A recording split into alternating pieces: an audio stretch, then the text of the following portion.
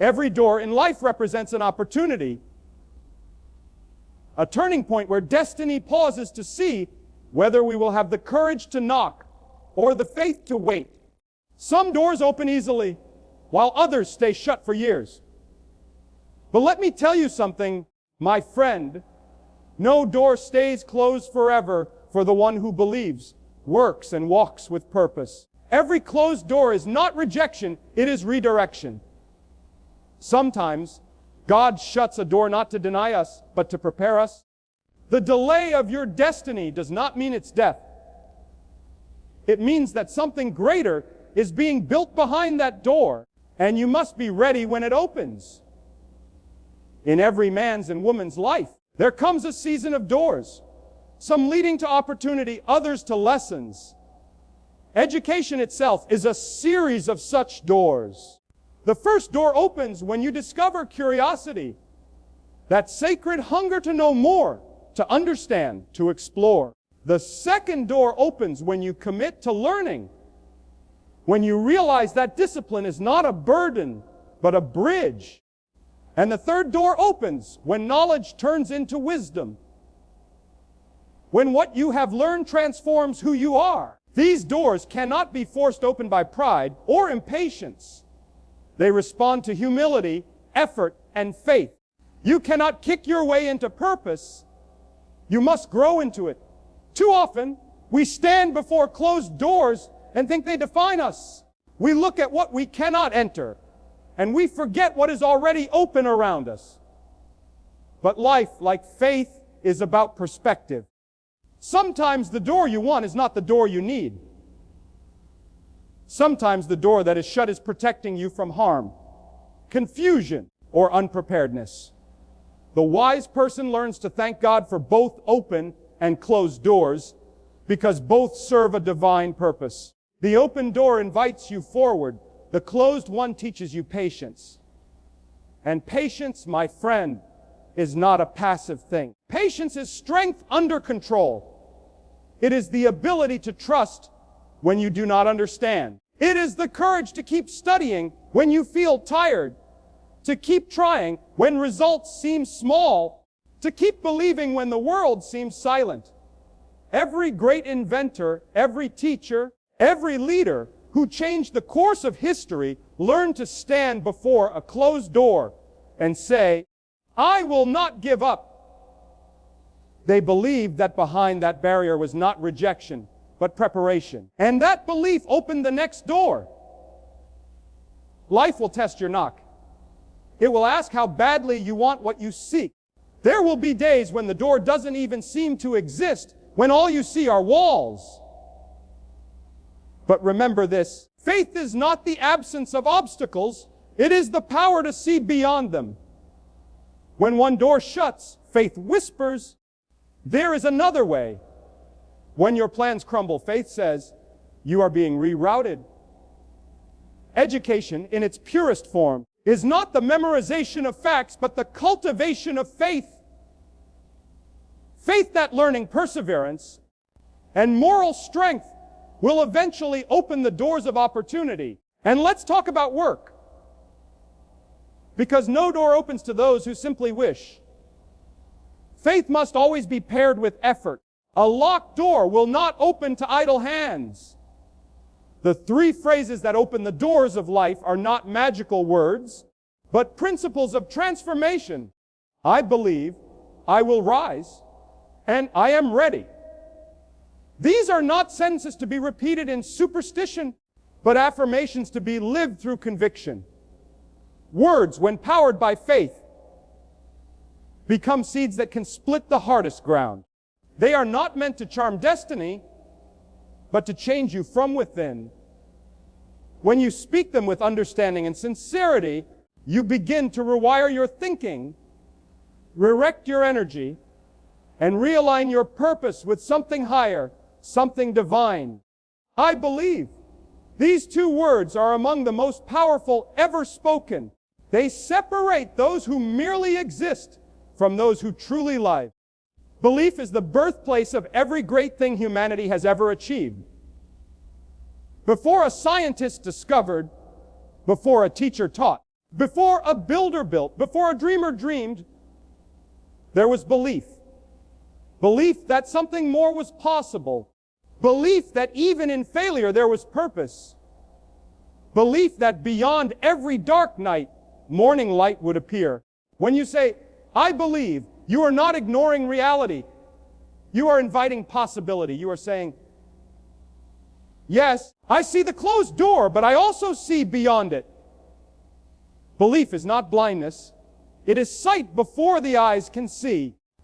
It teaches us that even though we may not control the timing of the door opening, we can control our readiness when it does. Education begins with belief. The student who does not believe in his ability to learn has already failed before the lesson begins. The farmer who does not believe in the harvest will never plant the seed. The soul who does not believe in purpose will wander without direction. But belief must grow roots. It must go beyond emotion. It must become conviction. Something you know deep down, even when everything around you says otherwise. The world is full of unbelief. People will tell you that dreams are foolish, that effort is wasted, that faith is outdated. But I tell you, unbelief has never built a bridge, never written a poem, never discovered a cure, never changed a heart. Belief does all of that and more. It moves mountains because it first moves the person who believes. Then comes the second phrase, I will rise. You see, belief alone is not enough. You must rise with that belief. Life will test you. It will knock you down. It will strip you of your plans and shake your confidence. But the question is not whether you fall. It's whether you get back up. Rising is not a one-time act. It's a daily decision. Every morning you wake up, you rise again. Every time you choose to forgive instead of hate, to try again instead of quit, to study again instead of surrender, you rise. The greatest education you can ever receive is from your failures. They are harsh teachers, but honest ones. Every setback has a lesson. Every fall has a message. I will rise means you refuse to be defined by what broke you. You may be bent, but you are not broken. You may be delayed, but you are not denied. Like a seed buried in the dirt, you are not finished. You are being prepared for growth. The soil may feel heavy. The darkness may true openness comes not from force, but from surrender. Doors open not because we bang upon them with anger or frustration, but because we learn the quiet art of trust. Life has a strange way of rewarding those who release control, who let go of the need to dictate the timing, the method, the outcome. It is a paradox. That surrender, which seems like weakness, is in fact the greatest strength a person can possess. When you stop fighting the process and start flowing with purpose, doors begin to open naturally. They respond not to arrogance, but to malignment is often closed not by circumstance, but by pride. Pride blinds us to possibility. It whispers, you can do this on your own. You don't need help. You don't need guidance. But humility, that quiet, noble strength, opens more doors than any key of cleverness. Humility says, teach me, guide me. I am willing to learn. Every great learner, every wise soul began with humility. They did not stand before life demanding answers. They knelt before it, willing to be taught. The proud person resists instruction and stays trapped behind self-made walls.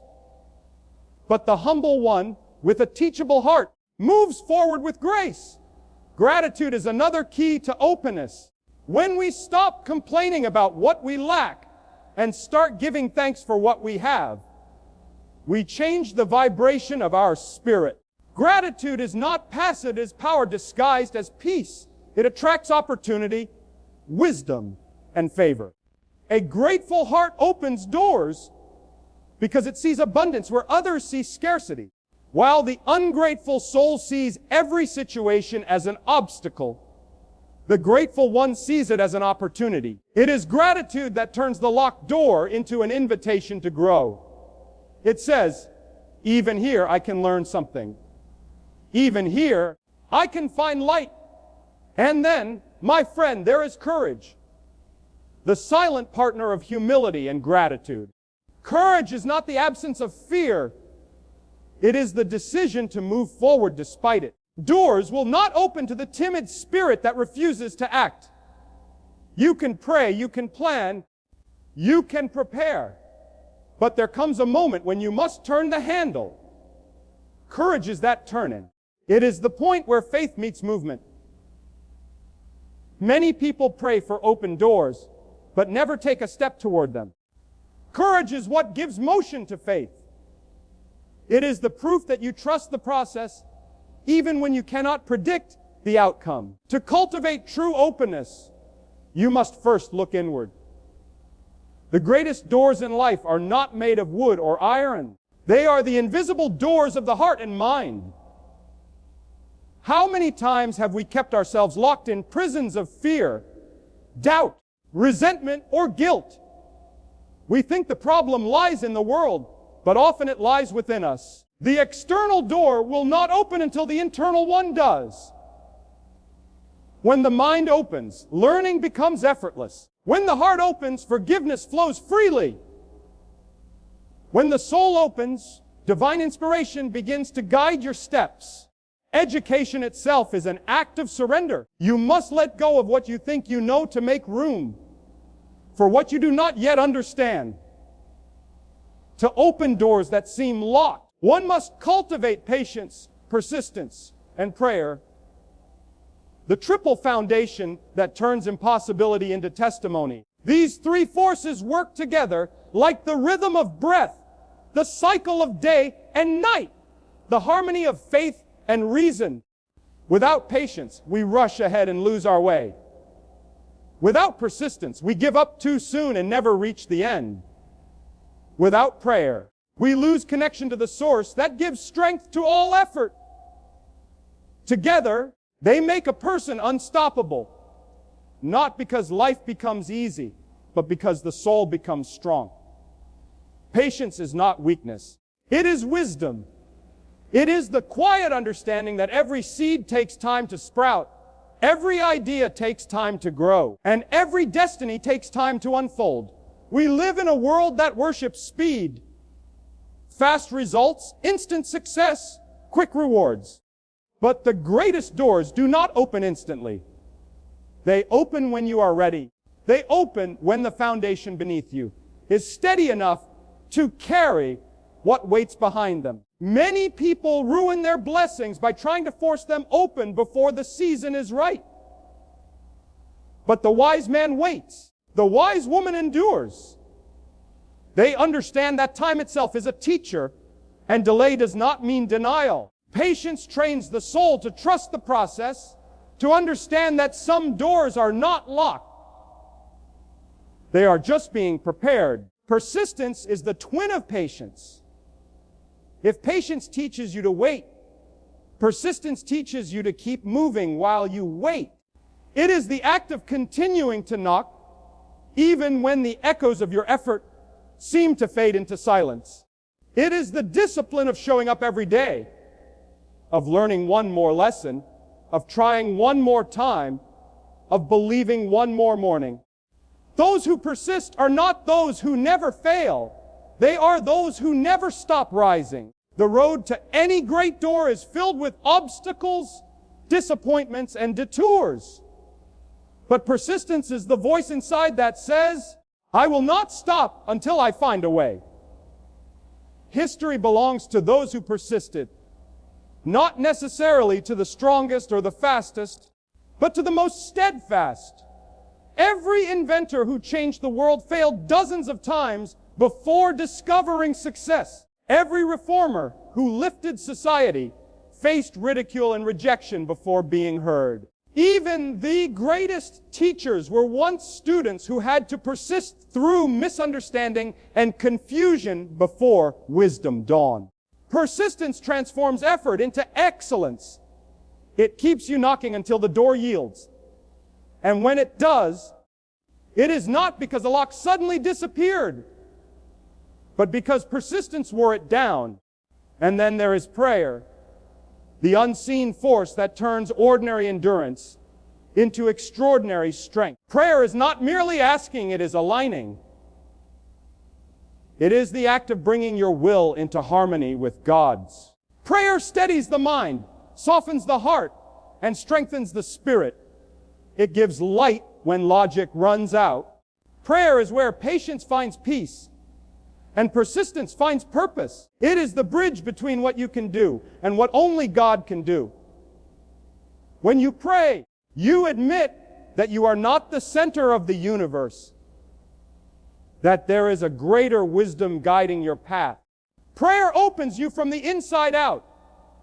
It takes your focus off the locked door and places it on the one who holds the key. There will be times when you pray and nothing seems to change. The door remains closed, the silence remains heavy, and doubt begins to whisper. But remember, prayer is not a vending machine where you insert a request and receive an answer. It is a relationship. Every prayer changes you first before it changes your situation. It builds patience into your heart and persistence into your soul. When patience, persistence, and prayer work together, something remarkable happens. The impossible begins to move. You start to see that doors were never really locked against you. They were waiting for you to become the person capable of walking through them. Because what good is an open door if the one who enters is not prepared to handle what's on the other side? Many people cry for opportunity, but neglect preparation. They ask for blessings, but resist the lessons that shape their character. Patience builds maturity, persistence builds strength, and prayer builds wisdom. Together, they prepare you for whatever door opens next. Consider the student who struggles through lessons that seem too hard, the worker who faces rejection after rejection, the dreamer whose plans fall apart again and again. To all of them, life may seem like a hallway of closed doors. But if they hold fast to patience, persistence, and prayer, those doors will not stay closed forever. Every study session, every effort, every whispered prayer is a knock. And heaven hears every knock. The key may not turn immediately, but in the right moment, at the right time, the right door will open, and they will realize that all the waiting, striving, and believing were not in vain. Patience refines your character. Persistence refines your skill. Prayer refines your soul. Together they create readiness. They build a life so deeply rooted that even if one door closes, you are not destroyed by it.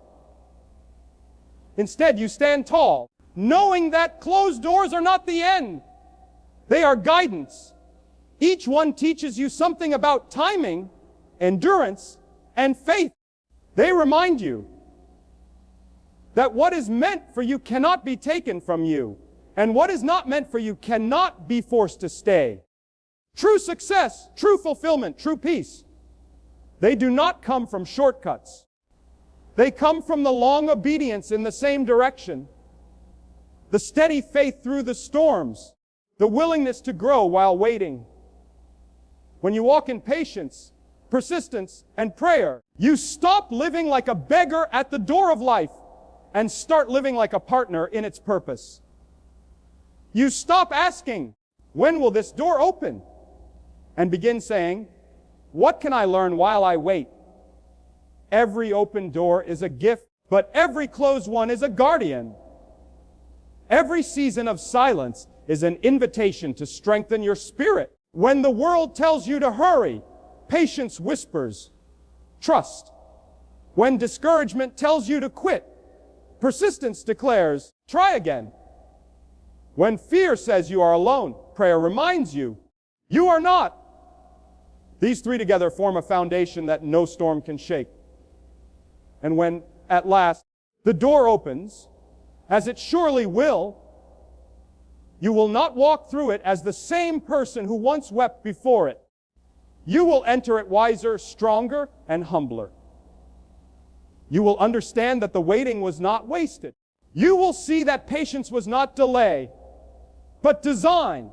You will realize that persistence was not punishment, but preparation. And you will know that prayer was never unanswered. It was always unfolding.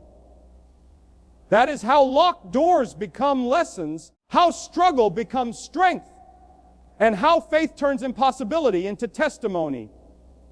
Because the truth is simple. The doors of life open not to those who shout the loudest, but to those who wait faithfully, work diligently, and walk prayerfully until the right moment, the right key, and the right purpose align in perfect harmony.